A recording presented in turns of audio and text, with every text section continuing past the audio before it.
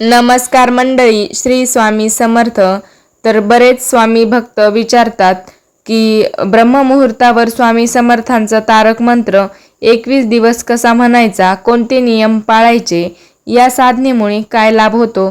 तर आजच्या या व्हिडिओमध्ये आपण या सर्व प्रश्नांची उत्तरे सविस्तर पाहणार आहोत. त्यामुळे हा व्हिडिओ शेवटपर्यंत नक्की पहा. मंडळी, एक महत्त्वाची गोष्ट लक्षात घ्या की स्वामी समर्थांनी भक्तांना नामस्मरण, श्रद्धा, धैर्य आणि सत्कर्म यांचा मार्ग दाखवला. कोणत्याही मंत्राची किंवा सेवेची खरी शक्ती श्रद्धा, सातत्य आणि चांगले आचरणात असते. तर ब्रह्ममुहूर्त म्हणजे काय? तर मंडळी, हिंदू धर्मशास्त्रात सूर्योदयाच्या अगोदर 1.5 ते 2 तास आधीचा काळ ब्रह्ममुहूर्त मानला जातो. हा काळ ध्यान, जप, प्रार्थना आणि आध्यात्मिक साधनेसाठी अत्यंत शुभ मानला जातो. यावेळी वातावरण शांत असते, मन प्रसन्न असते आणि एकाग्रता अधिक चांगली होते. तर ब्रह्ममुहूर्तावर उठल्यावर काय करायचं आहे? तर डोळे उघडताच मनात श्री स्वामी समर्थांचं नामस्मरण करा. हात जोडून मनोमन प्रार्थना करा, हे स्वामी समर्थ, आजचा दिवस तुमच्या कृपेने मंगलमय होवो. माझ्या मनातील भीती, चिंता, अहंकार आणि नकारात्मक विचार दूर करा. मला योग्य मार्गाने चालण्याची बुद्धी, विवेक आणि शक्ती द्या. त्यानंतर स्वच्छ होऊन स्नान करायचे. जर आरोग्याच्या कारणामुळे रोज स्नान शक्य नसेल तर स्वच्छ वस्त्र परिधान करू शकता. भक्तिभावाने जप करा. देवघरामध्ये स्वामी समर्थांचा फोटो किंवा मूर्तीसमोर तुपाचा किंवा तेलाचा दिवा लावा. अगरबत्ती किंवा उदबत्ती म्हणजे धूपबत्ती लावू शकता आणि शांतपणे आसनावर बसायचं आणि मंत्र, स्वामी समर्थांचा प्रसिद्ध तारक मंत्र श्रद्धेने म्हणायचा. निशंक हो, निर्भय हो मनारे, प्रचंड स्वामी बळ पाठीशी रे, अतर्क्य अवधूत हे स्मृतुगामी, अशक्य ही शक्य करतील स्वामी. मंडळी, हा मंत्र खूप असा शुभ आहे आणि याच्यामध्ये शक्ती खूप आहे. तुम्ही नुसतं अशक्य ही शक्य करतील स्वामी एवढं जरी बोललात तरीही खूप त्याच्यामध्ये शक्ती आहे. यानंतर श्री स्वामी समर्थ या नामाचा जप आपल्या वेळेनुसार 108 वेळा किंवा 54 वेळा किंवा शक्य तितका करावा. जपसंख्या ही बंधनकारक नाहीये, तर रोज आपण सातत्य ठेवणं हे खूप महत्त्वाचं आहे आणि श्रद्धा ही खूप महत्त्वाची आहे. तर 21 दिवसांची सेवा कशी करायची? तर पहिल्या दिवशी स्वामींचा संकल्प करायचा.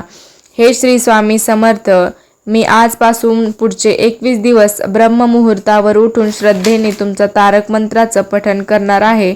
माझ्या साधनेत सातत्य राहू द्या आणि मला सद्बुद्धी द्या.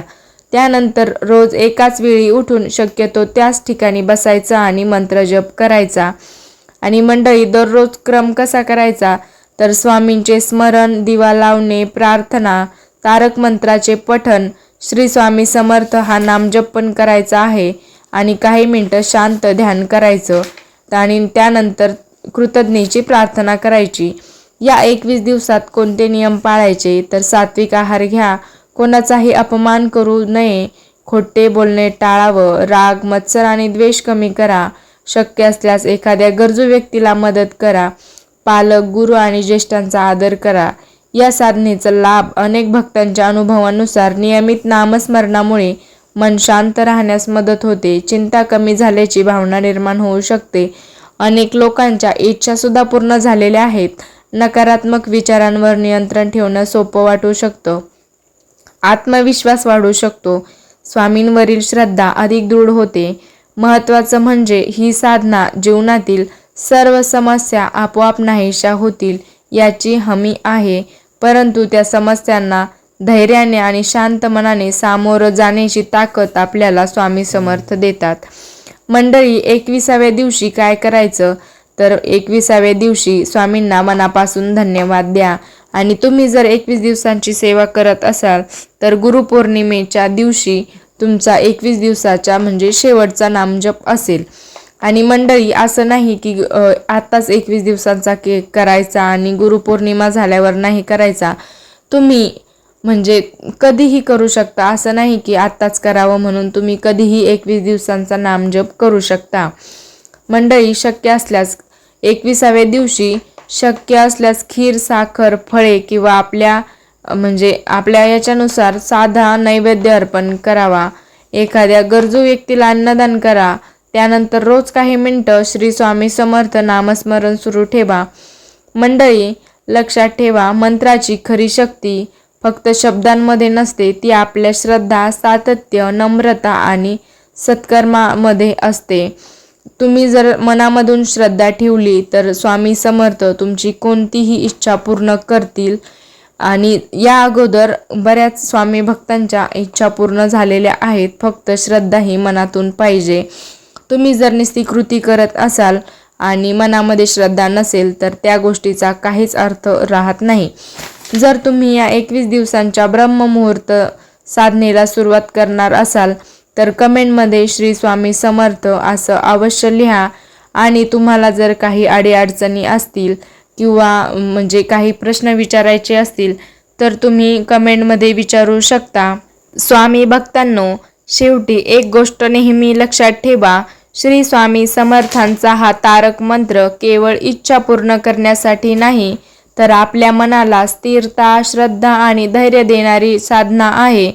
जेव्हा आपण ब्रह्ममुहूर्तावर उठून श्रद्धेने स्वामींचे नामस्मरण करतो तेव्हा आपल्या दिवसाची सुरुवात सकारात्मक विचारांनी होते.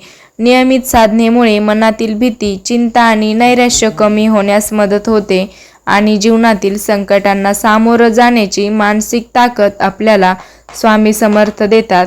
तर 21 दिवसांची ही सेवा पूर्ण झाल्यानंतरही स्वामींचे नामस्मरण सोडू नका. रोज काही मिनिटे जर श्री स्वामी समर्थ, श्री स्वामी समर्थ या नामाचा जप केला तरी तो आपल्या रोजच्या जीवनाचा एक सुंदर भाग बनू शकतो. स्वामींवर श्रद्धा ठेवा, पण त्याचबरोबर प्रामाणिकपणे आपले कर्तव्य, मेहनत आणि सत्कर्म करत राहा. श्रद्धा आणि कर्म यांचा संगमच जीवन अधिक सुंदर बनवतो. जर हा व्हिडिओ तुम्हाला आवडला असेल, उपयोगी वाटला असेल तर हा व्हिडिओ लाईक करा, शेअर करा आणि आपल्या स्वामी भक्तांपर्यंत, तुमच्या मित्रमैत्रिणींपर्यंत, घरच्यांपर्यंत नक्की शेअर करा आणि आमच्या चॅनलला सबस्क्राईब करा. आणि मंडळी, तुम्हाला जर कोणत्या विषयी माहिती हवी असेल तर नक्की विचारू शकता. धन्यवाद.